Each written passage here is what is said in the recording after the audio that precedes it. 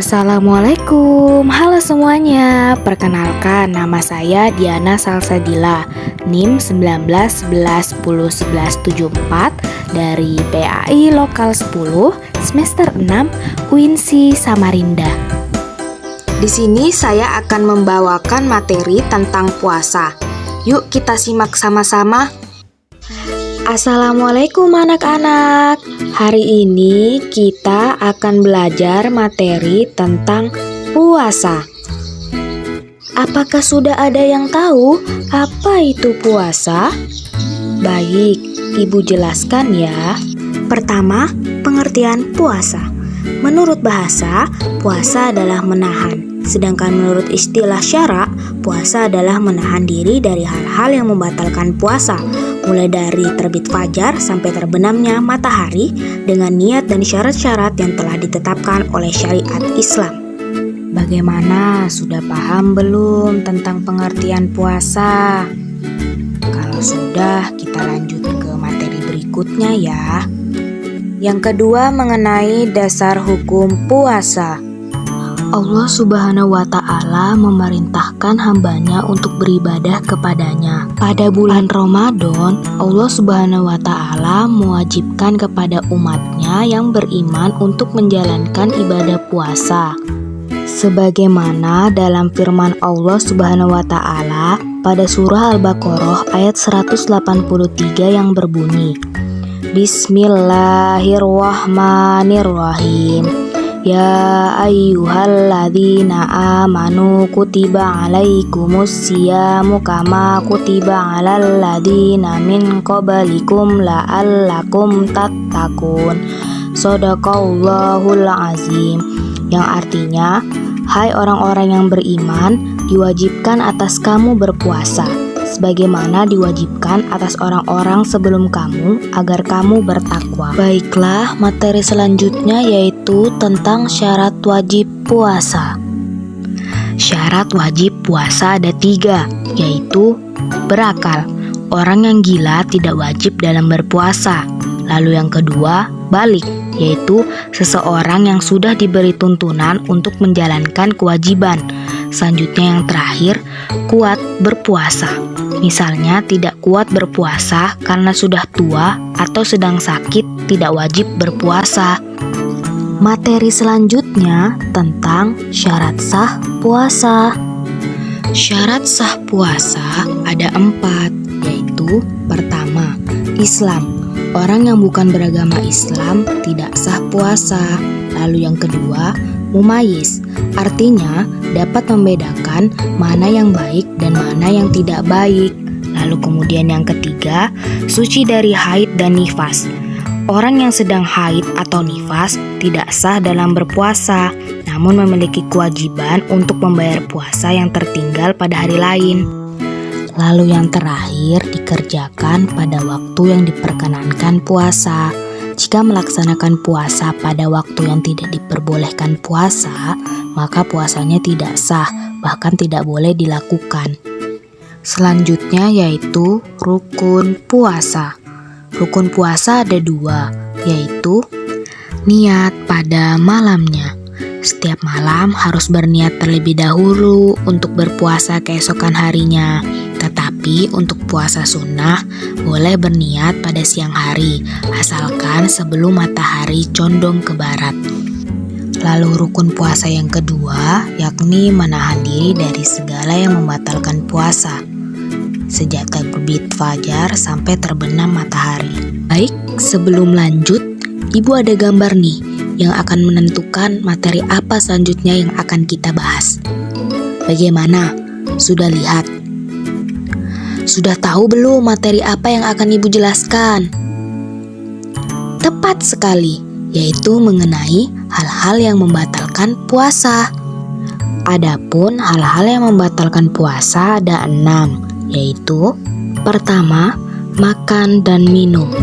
Makan dan minum yang membatalkan puasa adalah apabila dilakukan dengan sengaja. Kalau makan dan minum dilakukan tidak sengaja karena lupa, hal ini tidak membatalkan puasa. Yang kedua yaitu muntah yang disengaja atau dibuat-buat. Sekalipun tidak ada yang kembali ke dalam perut, tidak membatalkan puasa. 3. Bersetubuh atau berhubungan suami istri.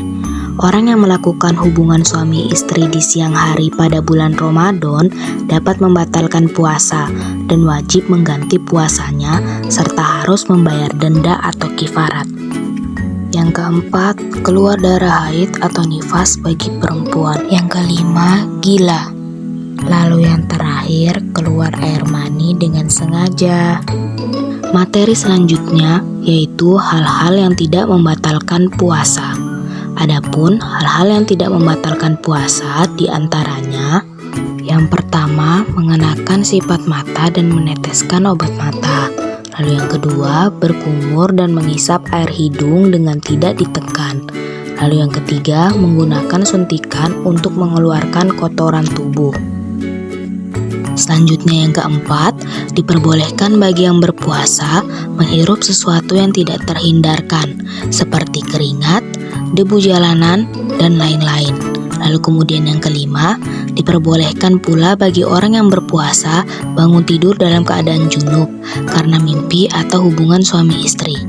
Lalu yang keenam, diperbolehkan meneruskan makan sehingga terbit fajar, dan jika masih ada makanan di mulut karena terbit fajar, maka harus dikeluarkan. Selanjutnya yaitu orang yang diperbolehkan tidak berpuasa.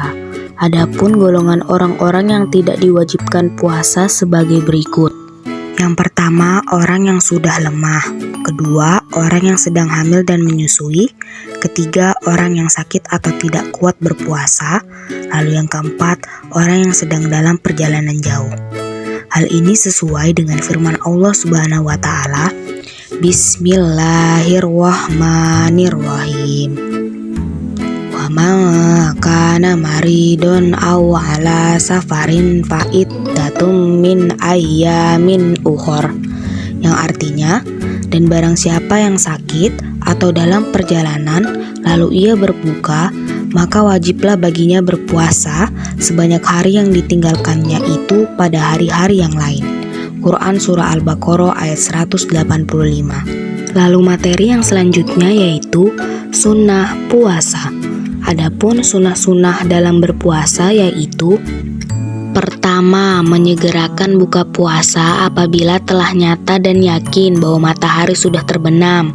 Kedua, berbuka dengan yang manis-manis seperti kurma dan air. Ketiga, berdoa sebelum berbuka puasa.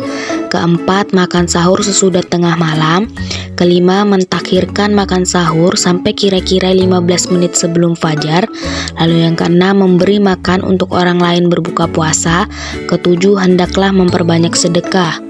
Nah, materi yang selanjutnya yaitu macam-macam puasa.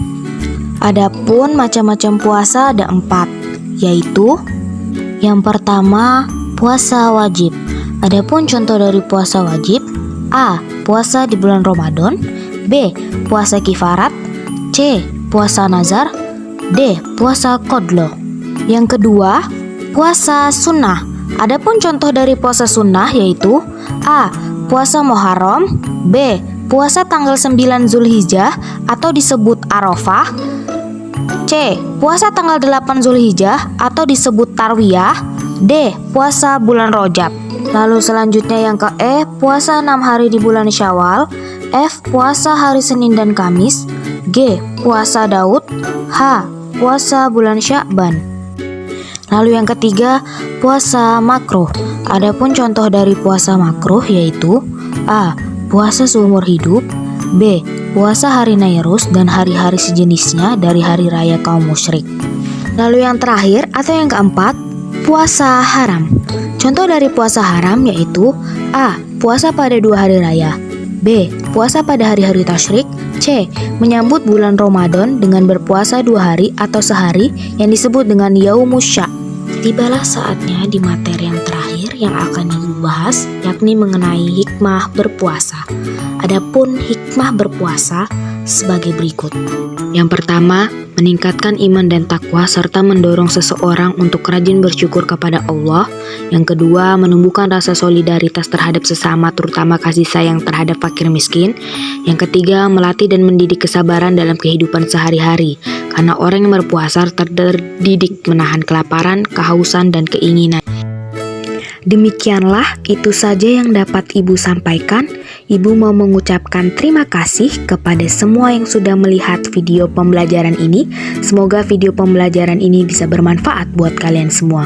Dan Ibu juga memohon maaf kalau misalnya masih ada yang salah, baik dalam pembuatan video, tulisan, perkataan, karena kesempurnaan hanya milik Allah Subhanahu wa Ta'ala. Sampai jumpa di video pembelajaran selanjutnya, dan terus semangat. Wassalamualaikum warahmatullahi wabarakatuh.